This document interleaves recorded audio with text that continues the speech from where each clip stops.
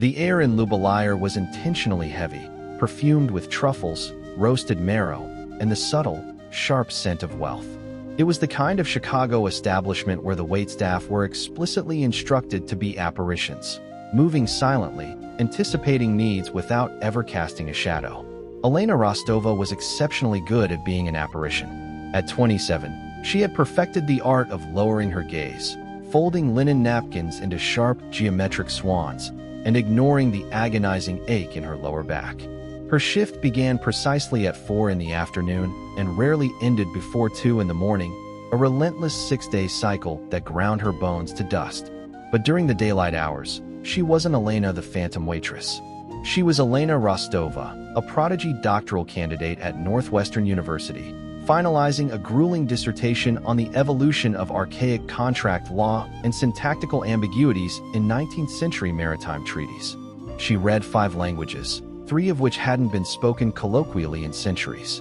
Yet, a brilliant mind did not appease the ruthless demands of a modern landlord, nor did it cover the extortionate out-of-pocket costs for her younger sister's severe autoimmune treatments. So, Elena wore the uniform, a black tailored vest over a crisp white button-down, sensible dark shoes, and her brown hair pulled severely back into a low, neat bun. She poured the vintage Bordeaux. She swept the invisible crumbs. She endured the indignities. On this particular Thursday, rain lashed against the floor-to-ceiling windows, making the warm, amber-lit dining room feel even more like an exclusive fortress. The maitre d', a high-strung man named Henri, cornered her near the service station. "Table 9, Henri whispered, dabbing his glistening forehead with a handkerchief. "The Sterlings. God help us." Victoria sent back her fork last month because she claimed the silver tasted tired. "Do not speak unless spoken to." Elena nodded, her stomach nodding. Everyone in the high-stakes world of Chicago finance and society knew of Julian Sterling. He was the brooding, intensely private architect of a billion-dollar tech conglomerate, a man whose silence moved markets. But if Julian was the quiet force of gravity, his new wife, Victoria, was a catastrophic meteor shower. She was a former reality television personality, a decade younger than her husband, draped in diamonds and a desperate, clawing need to be perceived as royalty. Victoria wielded her profound insecurities like a bludgeon, terrorizing anyone she deemed beneath her to elevate her own fragile standing. Elena smoothed her black apron, took a steadying breath that tasted of roasted garlic and expensive wine, and approached the corner banquette. The couple looked utterly miserable. Julian was deeply engrossed in a leather-bound portfolio, a pen tapping rhythmically against his thumb, completely detached from his surroundings. Victoria, meanwhile, was fiercely inspecting her reflection in the blade of a butter knife. She wore a blindingly bright emerald gown that felt excessively loud for the subdued elegance of Lubelire. "Good evening, Mr. and Mrs. Sterling," Elena said, her voice a practiced, velvet hum of hospitality. "Welcome back. May I offer you some sparkling water to begin, or perhaps a cocktail?" Julian didn't flinch, merely muttering, "Bourbon. Neat. Whatever your oldest is." Victoria, however, slammed the butter knife onto the pristine white tablecloth. She turned her icy gaze slowly up toward Elena, raking her eyes over the waitress's modest uniform, lingering on the sensible shoes, before locking onto Elena's face with a look of pure, unadulterated disdain. "I specifically requested a table away from the draft," Victoria snapped, her voice nasal and penetrating. "And I don't want sparkling water. I want alkaline water, poured over exactly 3 cubes of ice. If the ice looks cloudy, I will send it back immediately. Understand?" Elena maintained a perfectly neutral expression, bowing her head slightly. "Right away, Mrs. Sterling," she replied softly. "I will ensure the ice is perfectly clear." When she returned moments later with the pristine alkaline water and Julian's aged bourbon, she gently laid the heavy, leather-bound menus before them. Lubelire prided itself on an aggressive commitment to authenticity. The menu was entirely in traditional French, with incredibly tiny, italicized English descriptions hidden beneath the sweeping calligraphy. Elena stepped back, clasping her hands tightly behind her back, fading into the shadows as the invisible ghost she was paid to be. Victoria flipped open the menu and immediately scowled.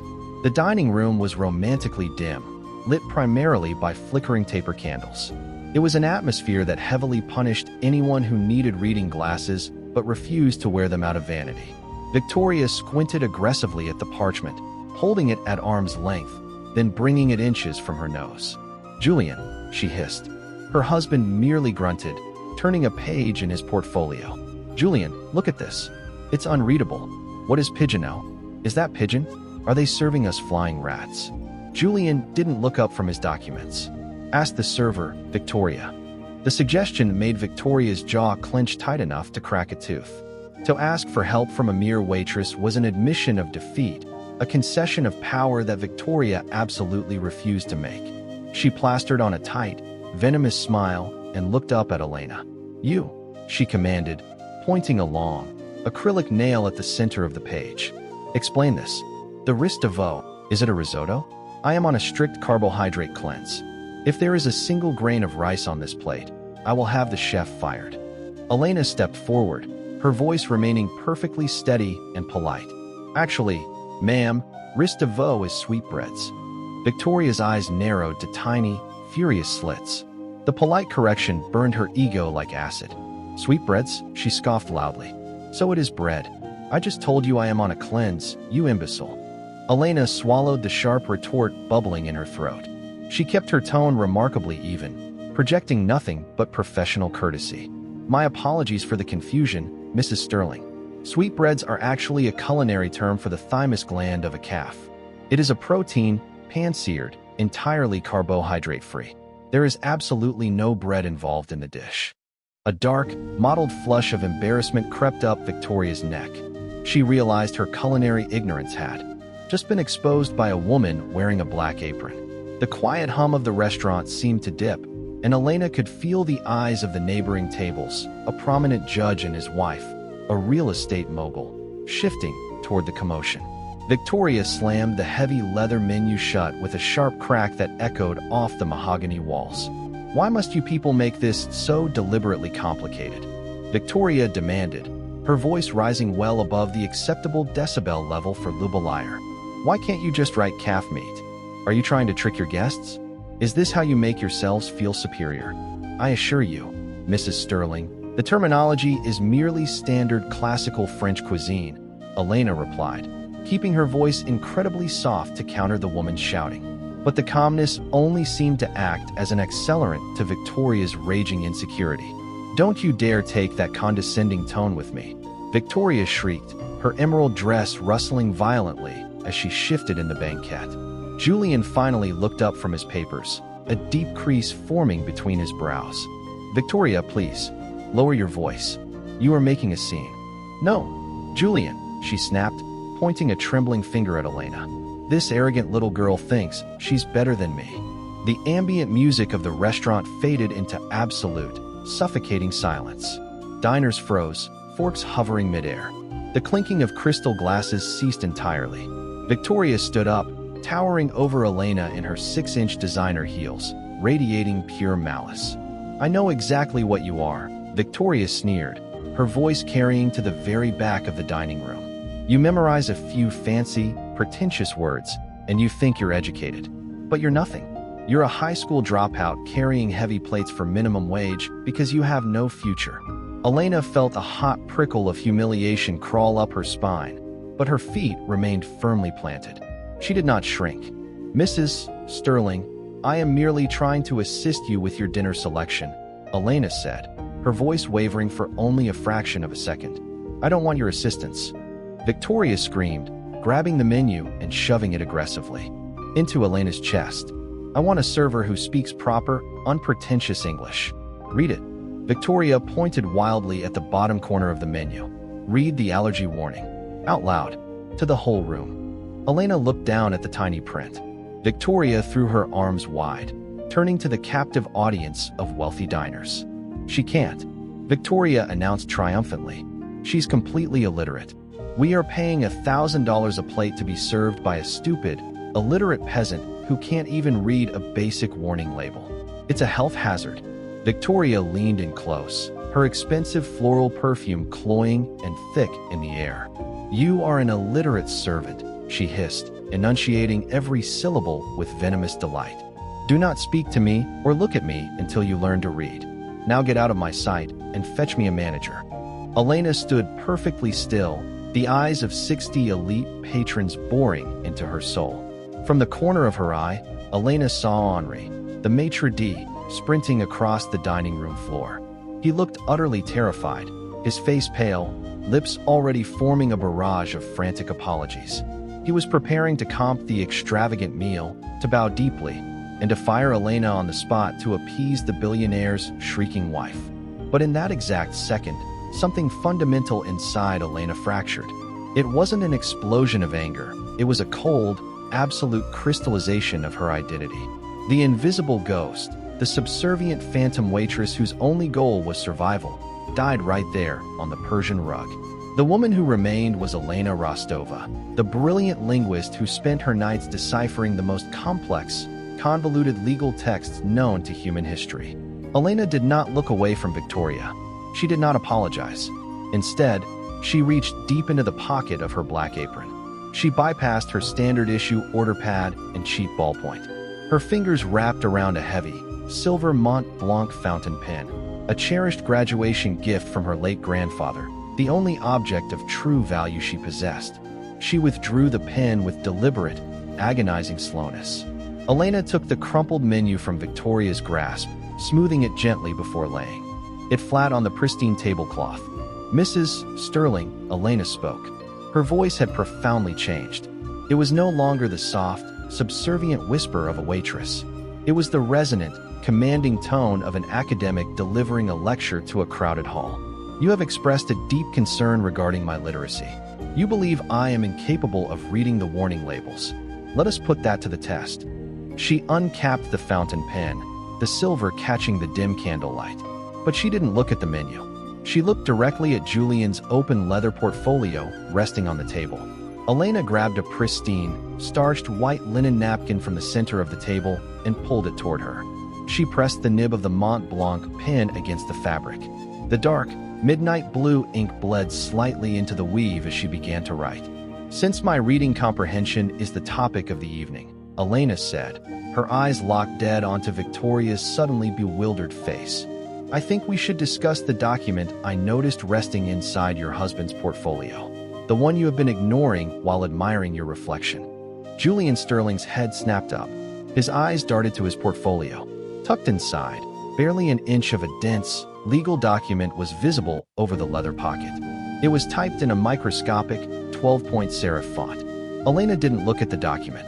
She wrote rapidly on the napkin from memory, her cursive sharp, elegant, and entirely relentless. "I possess an eidetic memory, Mrs. Sterling," Elena continued, her voice slicing through the silent room like a scalpel. "It is a heavy burden, but incredibly useful when dissecting 19th century trade agreements. Or, in this case, modern contractual obligations."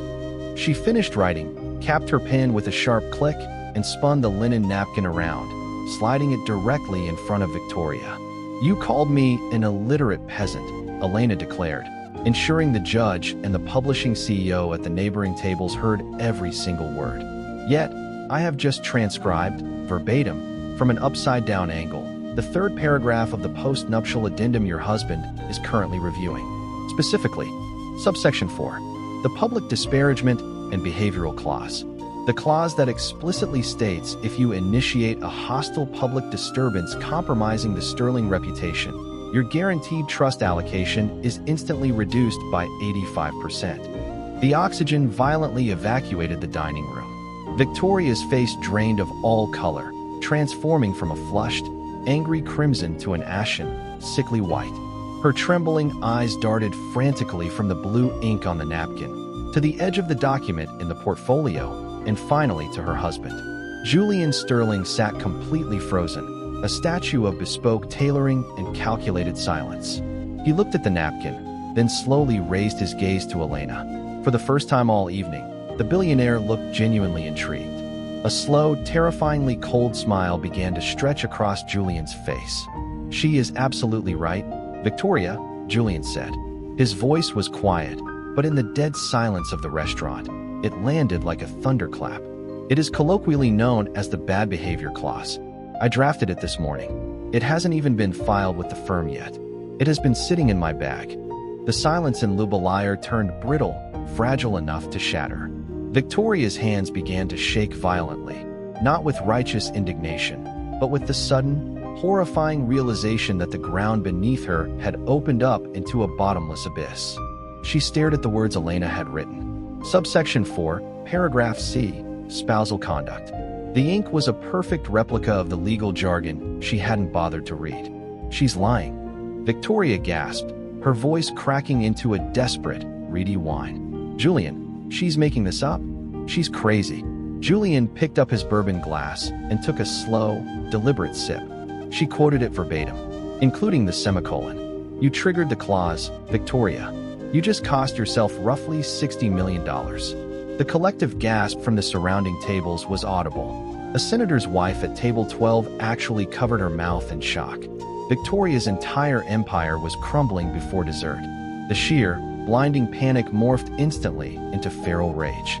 You little spy? Victoria shrieked, her voice echoing wildly off the chandeliers. She grabbed the heavy crystal water pitcher from the table and hurled its contents directly at Elena.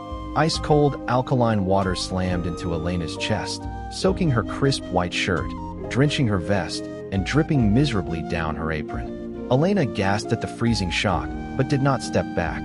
She held her ground, water pooling at her sensible shoes. I will have you arrested. Victoria screamed, grabbing a butter knife. I will destroy you. Sit down, Victoria, Julian commanded. He didn't yell, but the sheer, crushing authority in his tone forced Victoria to freeze. You have assaulted an employee. You have caused a public spectacle in front of half the city's elite. He gestured toward the tables where at least 3 smartphones were now discreetly recording the scene. You are done. Henri, the manager, finally broke his paralysis and rushed forward with a towel, stammering profusely. Mr. Sterling, I am so deeply sorry. Elena, go to the kitchen immediately. You are fired. If you fire her, Julian said, standing up and buttoning his suit jacket with terrifying calm, I will purchase this building tomorrow, bulldoze this restaurant, and turn the lot into a dog park. Do you understand me? Henri turned a horrifying shade of pale. Yes, sir. Absolutely. She is our finest employee. Julian pulled a heavy gold checkbook from his breast pocket. He scribbled rapidly, tore out the slip, and placed it on the table next to the napkin. For the dry cleaning, Julian said to Elena. He turned to his weeping wife. Take the car. My lawyers will call yours. The billionaire walked out. The room erupted in a standing ovation for the soaked waitress. Elena looked down. The check was for $20,000. The adrenaline crash hit Elena an hour later like a physical blow. She stood in the cramped, humid employee locker room, peeling off her soaked uniform. Her hands trembled so violently she could barely manipulate the buttons. The reality of her actions was finally settling in. She had publicly humiliated a billionaire's wife, exposed highly confidential legal documents, and essentially catalyzed a high-profile divorce. The $20,000 check sat atop her worn canvas tote bag. It was enough to cover her sister's experimental autoimmune treatments for an entire year. It was a literal lifeline, but it felt incredibly dangerous. Elena, Henri whispered, standing nervously in the doorway. He looked at her not with anger, but with profound awe and fear. There is a car waiting for you in the alley. The driver says he is waiting for the linguist. Elena's stomach plummeted. She threw on her oversized thrift store sweater, shoved the check deep into her pocket, and pushed through the heavy metal exit doors. The alleyway smelled of rain and discarded seafood, but idling perfectly in the center was a massive, midnight black Maybach. The rear window rolled down smoothly. Julian Sterling was sitting in the back, illuminated by the soft blue glow of a tablet. Get in, Ms. Rostova, he said without looking up. I'm going to the subway, Mr. Sterling, Elena replied defensively, clutching her bag to her chest. I have a seminar to teach in the morning. Northwestern University, Julian read aloud from his screen. Doctoral candidate, 4.0 GPA, fluent in Latin, Old French, German, and Mandarin. Currently defending a thesis on syntactical loopholes in maritime contracts. Sister requires expensive biological therapies. He finally looked up, his eyes sharp and calculating. You are vastly overqualified to fold napkins. Get in. I have a proposition. 5 minutes. If you refuse, my driver will take you to your apartment. Elena hesitated, the cold wind biting through her damp clothes. She thought of her sister lying in the sterile hospital bed, the mounting pile of final notice medical bills stacked on their kitchen counter. She tightened her grip on her tote bag and slid into the luxurious, leather-scented interior of the Maybach. The doors sealed shut, cutting off the noise of the city entirely. What exactly do you want from me? Elena asked, refusing to break eye contact. Julian locked his tablet and turned to face her fully. I am currently finalizing the acquisition of a massive Swiss biotechnology firm. It is a $5 billion deal. My legal team, 30 partners from the most aggressive corporate law firm in Chicago, has spent 3 weeks reviewing the contracts. They assure me the documents are perfectly clean. They want me to sign tomorrow morning at 9. Elena frowned. And my instincts tell me they are missing something, Julian said quietly. The contracts were drafted in a highly specific dialect of corporate Swiss German. My lawyers rely on standard translations. You read a microscopic divorce clause upside down in dim lighting and perfectly interpreted its punitive weight in seconds. I want you to review the merger addendums tonight. Elena let out a dry, exhausted laugh. Mr. Sterling, I am an academic. I am not a barred attorney. Giving you legal counsel would be disastrous. I don't want legal counsel. I want linguistic forensics, Julian countered. He pulled a thick, red-stamped folder from the seat beside him. If you do this, I will pay you a consulting fee of $100,000. Tonight. Cash, wire, whatever you want. Elena stopped breathing. $100,000. It was absolute freedom. She looked at the billionaire. He wasn't pitying her. He recognized a weapon, and he wanted to wield it. I need black coffee, Elena said, and 3 highlighters. The corporate headquarters of Sterling Global was a towering monolith of glass and steel. At 2 in the morning, the city slept, but the executive boardroom on the 50th floor was blazing with light and tension. Elena felt acutely out of place. She had managed to change into a sharp, dark navy blue suit jacket and a fresh white blouse borrowed from Julian's emergency executive wardrobe, transforming her appearance to match the provided image reference. Her hair remained in its severe low bun. When she walked into the boardroom alongside Julian, the atmosphere instantly chilled. 5 elite lawyers in wrinkled bespoke suits sat around a massive mahogany table, surrounded by mountains of paperwork. The lead attorney, a slick, arrogant man named Marcus Vance, stood up, looking utterly baffled. Julian, what is this? Marcus demanded, gesturing to Elena. We are finalizing the liability waivers. Who is she? This is my independent linguistic consultant. Julian stated flatly, pulling out a chair for Elena at the head of the table. She is going to review the Swiss-German liability addendums. Marcus let out a loud, condescending bark of laughter. With all due respect, Julian, we have 4 native German speakers at the firm. We vetted every syllable. Who is she with? She's with me, Julian replied coldly. Hand her the files. Marcus's jaw tightened in fury. He shoved a heavy stack of dense documents across the table. His colleague smirked, clearly believing the billionaire was suffering a stress-induced breakdown. Elena ignored them entirely. She opened the folder, uncapped her pen, and began to read. For 40 agonizing minutes, the only sound in the room was the ticking of a wall clock and the aggressive, rhythmic scratch of Elena's highlighter. The lawyers exchanged impatient glances, rolling their eyes at the young woman in the oversized navy suit jacket. Elena suddenly stopped reading. She tapped her pen against a specific paragraph buried deep within section 42. The term Altlassen, Elena said aloud, her voice breaking the heavy silence. Marcus sighed dramatically, rubbing his temples. Yes, Ms. Rostova. It translates to current liabilities. It refers to the immediate debts the Swiss firm owes. We know this. It is standard business German. Elena looked up, her brown eyes locking onto Marcus with razor-sharp intensity. In standard German, yes. But this contract explicitly stipulates that all arbitration will occur under local cantonal law in Basel.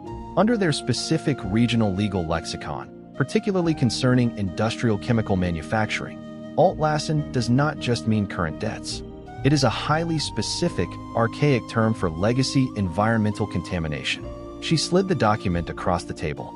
Look at footnote 18. It references a shuttered factory site near the Rhine River that closed in 1992. If you sign this contract under the assumption that Altlassen means standard debt, you are unknowingly assuming the legal responsibility for 30 years of toxic chemical cleanup that the Swiss government has yet to mandate.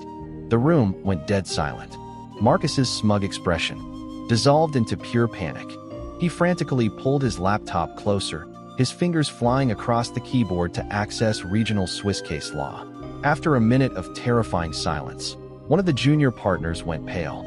She's right, the junior partner stammered.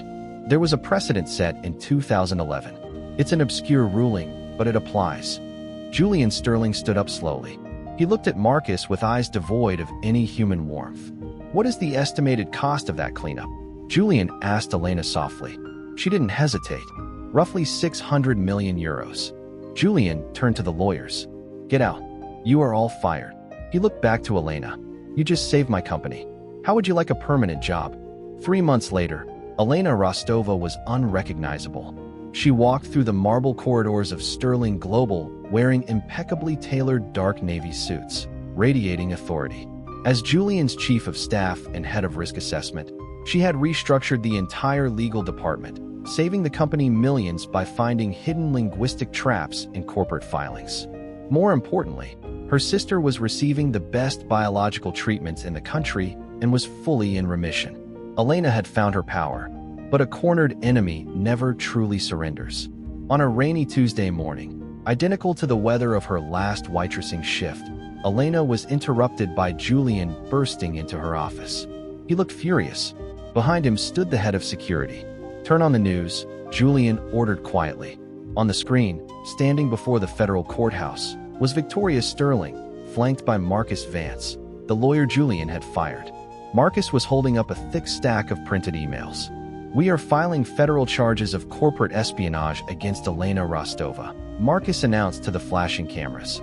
We have digital proof that she intentionally sabotaged the Swiss merger using a falsified translation to secure her lucrative position and has been actively funneling Sterling Global's trade secrets to a rival firm in Berlin. Victoria stepped up to the microphone, dabbing fake tears.